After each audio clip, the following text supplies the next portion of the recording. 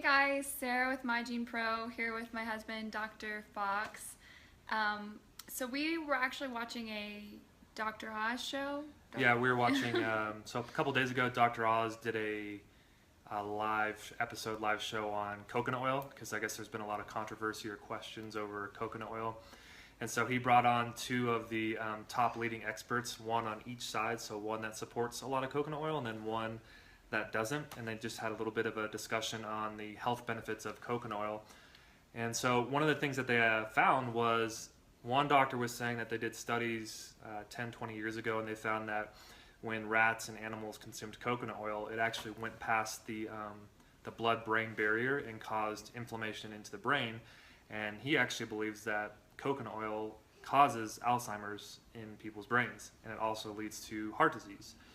The other doctor, Dr. Hyman, he's a proponent of eating a lot of fat, a lot of saturated fat, a lot of coconut oil, and he says that there's nothing wrong with it, period. Like, you can have as much as you want, and there's not an issue. Well, and what he pointed out too that was interesting was he said that the studies that they did with the coconut oil on the rats was highly processed, and so it was essentially turned into a trans fat because of the way that it was processed, and it was essentially the lowest quality of coconut oil that you could use. And so yeah, of course it's going to cause inflammation, but he said whenever you consume virgin coconut oil, organic, virgin, as raw as possible, that there actually are studies that show that it reverses inflammation and that it does not cause any sort of Alzheimer's or inflammatory brain diseases. And Dr. Oz is actually, he's in the middle of everything, so he doesn't believe a lot of consumption is good, and he doesn't believe that you shouldn't have it at all. He actually found that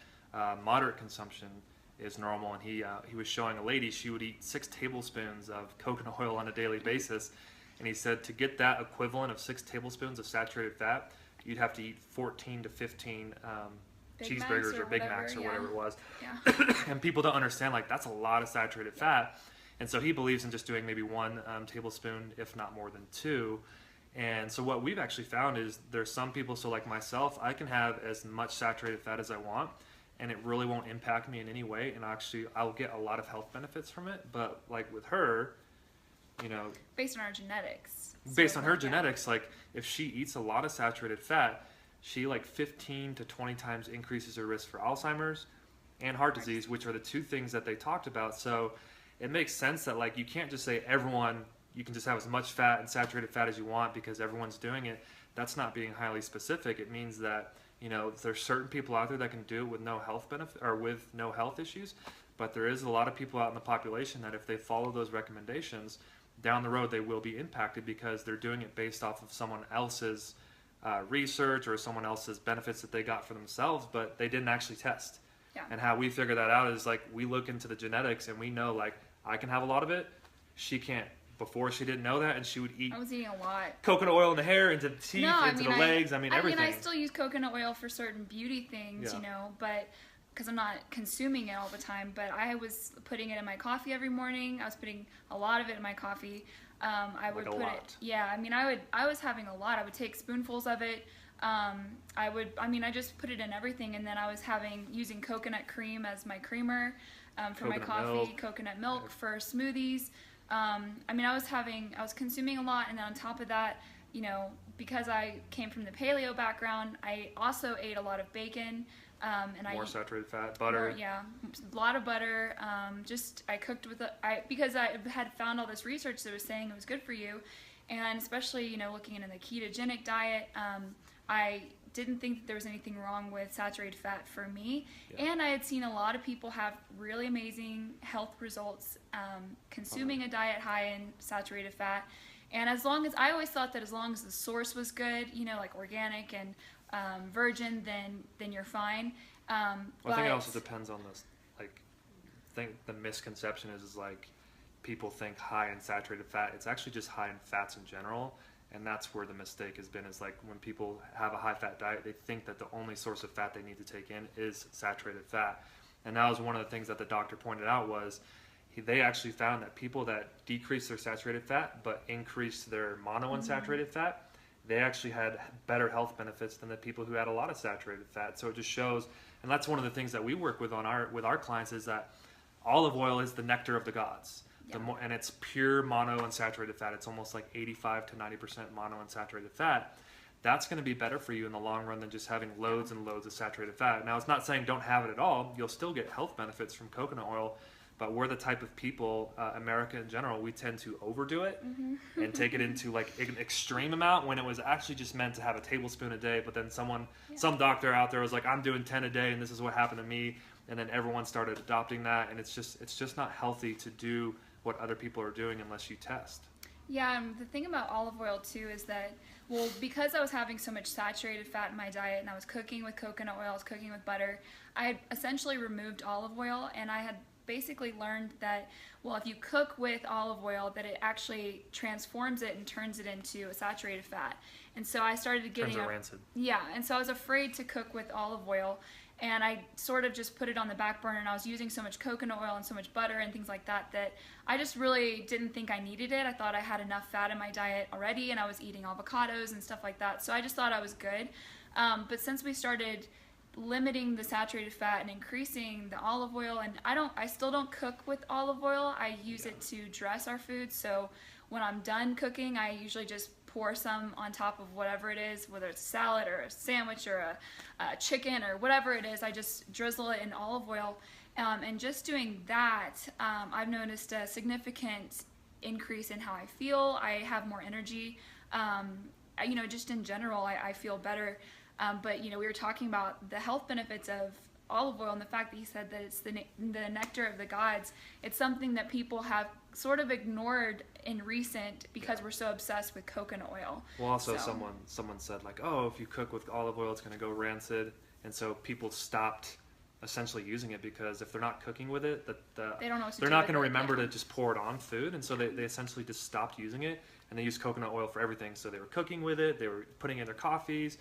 And it's like it's just like when everyone said like eat margarine, it's healthy for you, or smoking's not bad for you, and it's like do your research and figure out what you're supposed to do for your body. And that's really interesting that you make that point because, like he said, when we were listening to this girl who was consuming 6 tablespoons of coconut oil a day, Wes goes, this is crazy. This girl started consuming 6 tablespoons of coconut oil a day because she read online or heard somebody say that coconut oil is good for you. We're so impacted by what we see, what we see on the media or what, a doctor said on whatever show.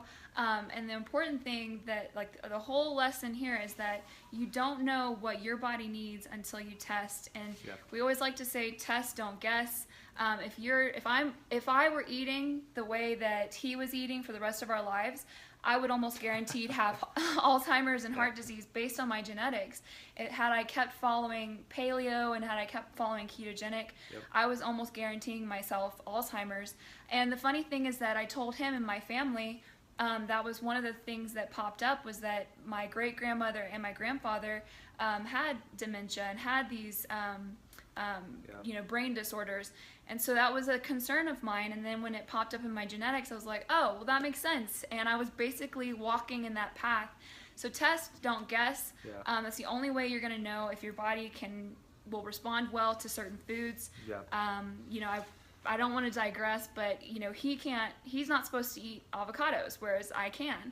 And there's certain reasons for that. So it's just, it all wraps around what your body needs, not necessarily what's the fad right now or what celebrity is eating 6 tablespoons of coconut oil. I mean, honestly, the best piece of advice we can give people where you're going to make sure you don't have any health issues with the fat aspect is just keep it at a moderate to lower level and then increase your monounsaturated fats. They actually found that if you drink up to 1 liter of olive oil a week, which is a lot, I mean, you just get amazing health benefits. There's so many benefits that you can get from olive oil. High quality, extra virgin, organic. Trader Joe's actually sells a really good quality one. They actually found it was good quality and it wasn't that expensive.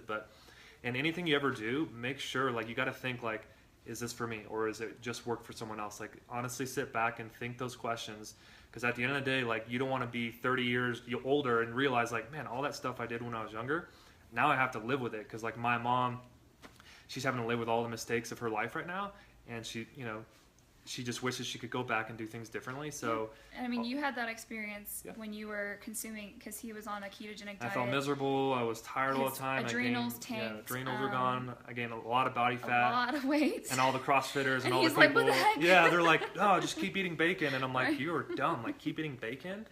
No, I mean, it did not work. I mean, it No. works for some people. It did not work for yeah. him.